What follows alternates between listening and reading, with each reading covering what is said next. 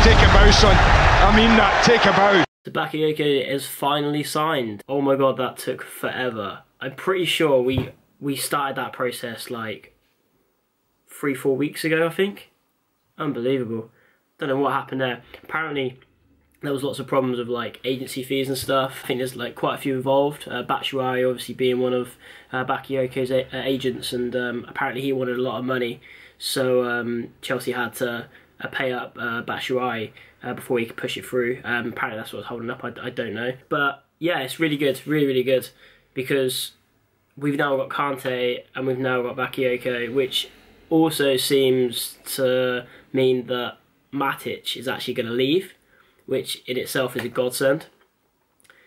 I'm a bit concerned about the squad depth though, because Chalobah's left, Loftus-Cheek has left, so I'm not sure what the plans are there. Surely we're going to be signing another couple players. I'd be very interested as well in regards to what formation we're going to play next season, because I really wouldn't bank on it that we're going to play 3-4-3 again. Just in the way that the sort of transfers are going on at the moment and who we're supposedly targeting, but also last season I did feel like a lot of teams were figuring us out, and a lot of teams are actually ended up using the same formation as us, not only against us but in other games. One of the main reasons it was so successful was because it was very surprising, and that sort of wore off towards the end of the season. So yeah, Chalobah, Ake and Loftus-Cheek have all left the club in some capacity since I last made a video about 6 days ago. So there's been quite a lot of activity going outwards, but not a whole lot coming in. It's a real shame that Chalobah left, because he is one of the few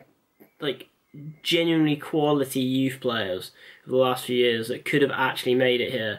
He may still, it does seem like it's essentially a glorified loan. We've sold him for absolute peanuts for 5 million, but apparently there's a buyback clause, not sure what that is, but Chalobah's going to go there. He is very likely to excel, and I imagine we're buying back. I imagine it's around 10-15 million, something like that. So don't be surprised to see him back here in the next few years, but still, I don't understand the thinking behind it. It does seem actually that it was Chalobah's decision, which is interesting, because he probably didn't feel like, again, he was going to get any minutes, and he really needs minutes at this stage of his career. But apparently Conte tried to keep him and throw money at him, but he wanted to leave. So I'm sure we'll see him back.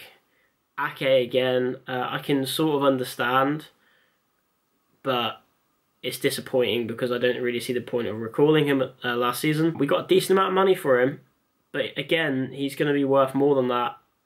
Hopefully our buyback clause in that, which hopefully we actually got one, because there's been lots of rumours back and forth that we have a buyback clause and we don't have a buyback clause, but hopefully that is not too much more than 20 million we sold him for. And Loftus-Cheek, happy with that. I have no idea where Loftus-Cheek plays. I'm sure he's going to be a cracking player. He's got all the capabilities to become one. He's powerful, technically gifted. I don't know where his best position is. I don't know if it's centre mid. I don't know if it's centre forward.